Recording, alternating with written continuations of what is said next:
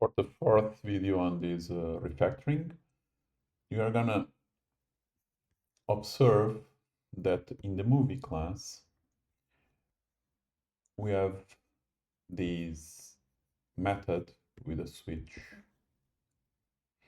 Actually, we also have this if there, but the point basically is that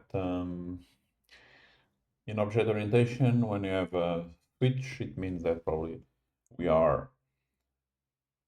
should have dynamic binding. So you should have subclasses that contain the specific code for each one of the cases, which actually makes sense because we are talking here about subtypes of movie. And so a possible refactoring now would be to create these subclasses. But there's something that we can do even more interesting, which is that a movie is not a new release forever.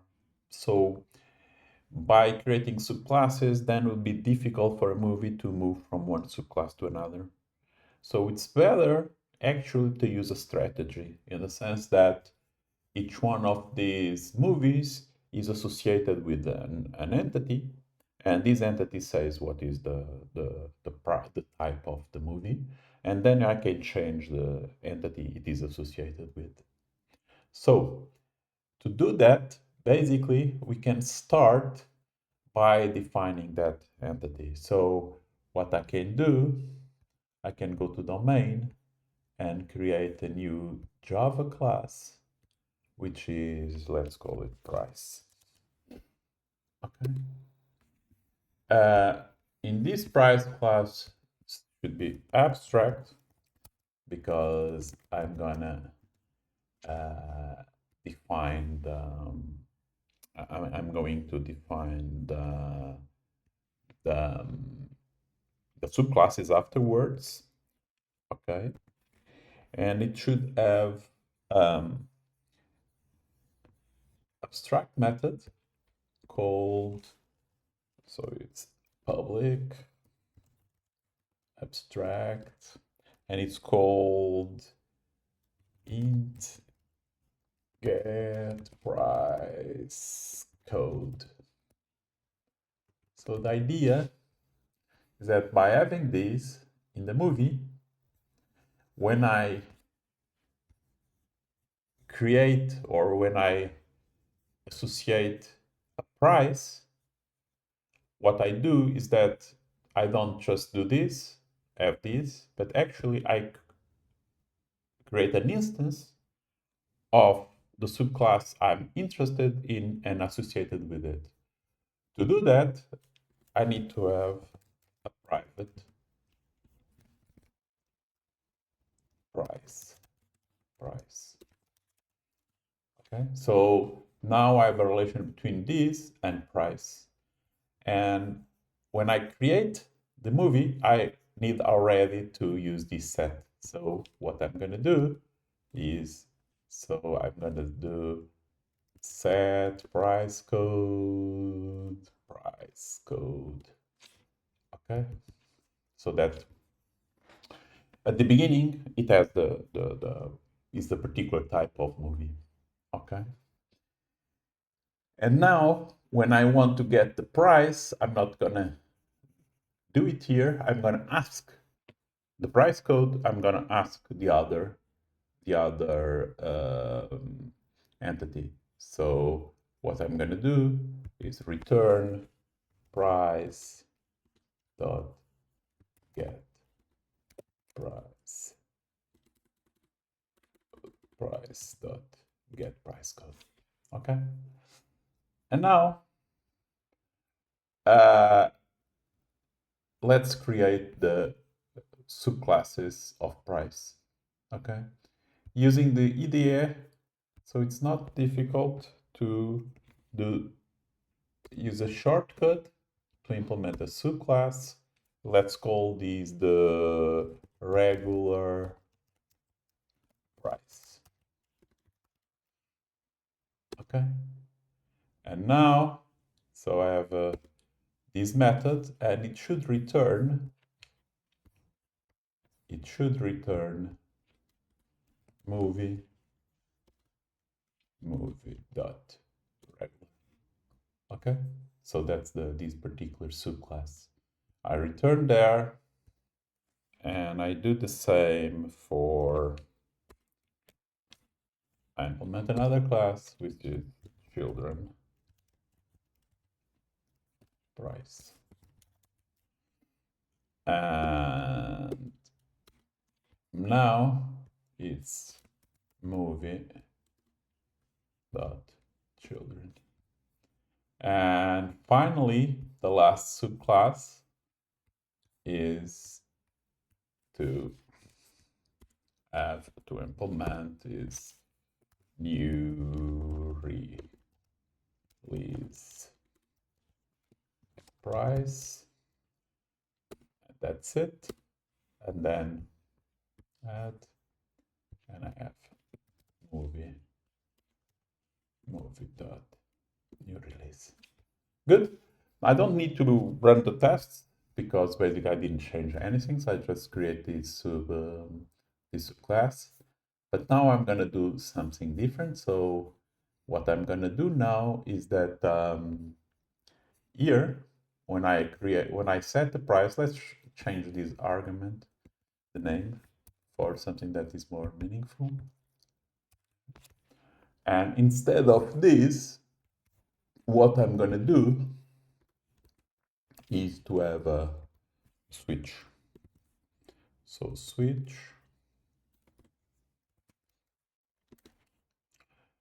and price code, and for each one of them, so if I have a movie dot new release, I will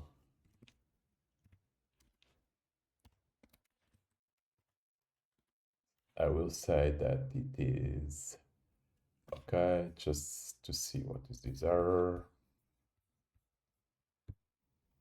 Okay, so I need to have case there,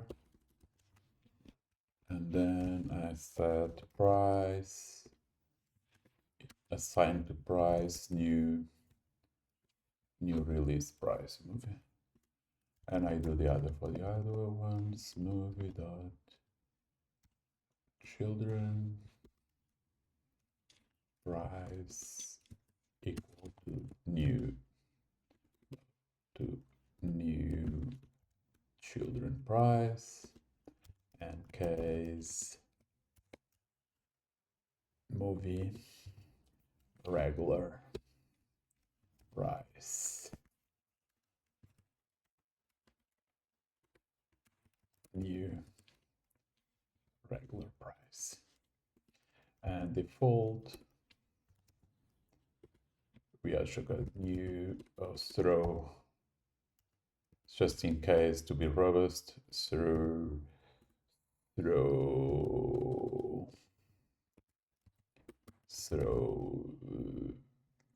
new illegal argument exception, and say incorrect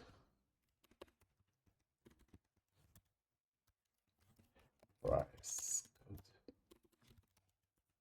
Okay, good. Now I'm already changed the code. Look that this variable is not used anymore, so I can remove it. Now what happens is that I don't change what I really want to change, but actually what I've done is just to now the subclasses contain the code, so I can run the tests to see if everything is okay. It's okay. So what I need to do next is basically to move this to the superclass. So I don't do, by doing refactoring, I do small steps. So first I put it in, I add it to the superclass, okay? And in this side, on this side, what I'm gonna do is just to say return return price dot get amount days rented. Actually, this is not there's a problem with this. I think it's days better. Okay, this is something that came from, and just to keep it consistent, let's keep days there. Oh, so rename to days. Okay, and here I move. I think I deleted this.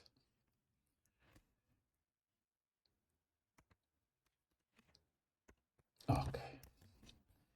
So what happens here? When I get the mount, it just sends here.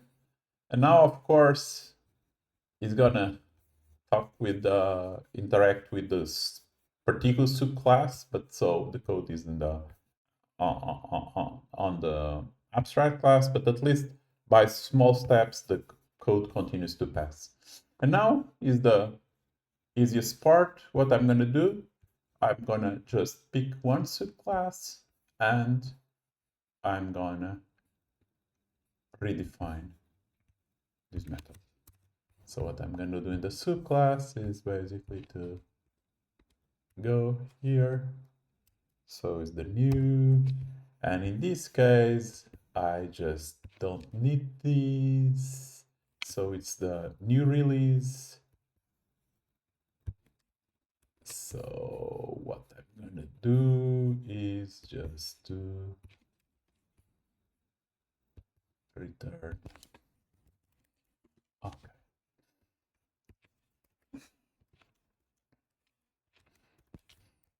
So what is nice about this, I run the tests and they pass. Look, the code continues to work, but in this case, I'm sure that this was invoked, okay? Because it already redefines or overrides the superclass method. So, and I'm gonna do one by one for this, and then I will do as well the same for the movie part, okay? So let's do it. Okay. So now let's do it for the other class. So let's go to children's one. So I got it there. Children is this part. So I just remove this. I remove that. So, and what do I have is days rented. So let's say that result is equal to 1.5 and result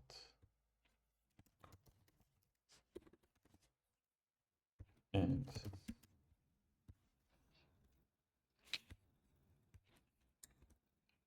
Okay, it should be a double. And here I return.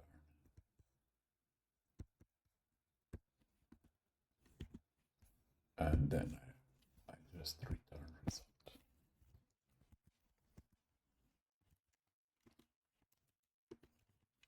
And I run the test. If they passed, okay.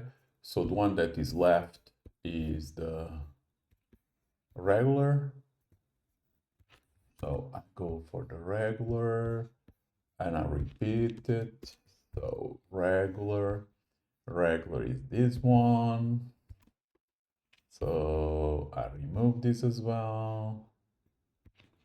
Now I just say result equal to 2. So double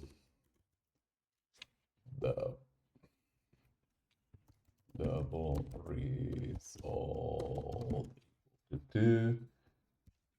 And that's it. And that's it. And here I result. And then I just return result.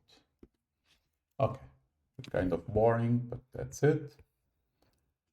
Okay, good. What is nice now, look, this is something that you always do when you do refactoring. So you just make the code, you don't change the code, you add code, and when the code that you want to replace is not used anymore, you can just remove it. And that's what I'm going to do here now. So this is not used anymore.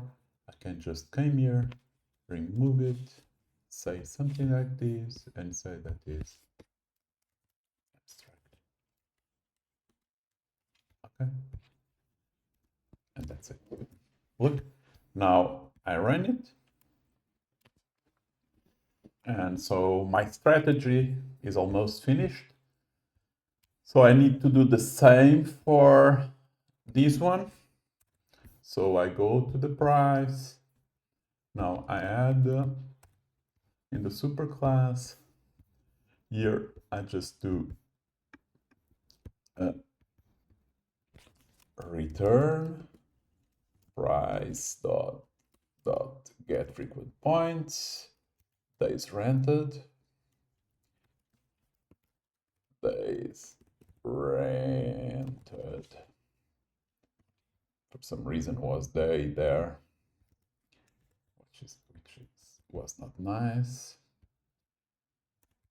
Days rented. Now, well, it runs the tests, I guess. Okay, good. Actually, I'm running these ones. It's the same. I'm running the one with HTML, but they are pretty the same. They just changed. Okay, and now what I have here, basically, let's put it for the new release. So for the new release, I'm going to override that method. So this is, so if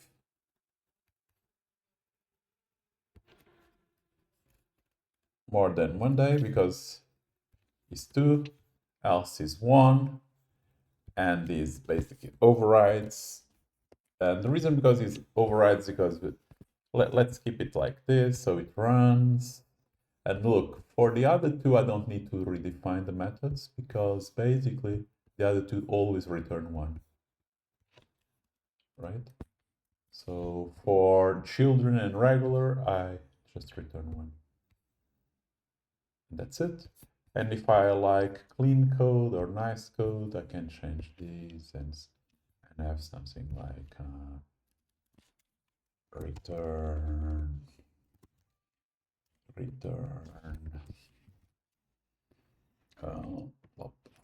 Sorry for the.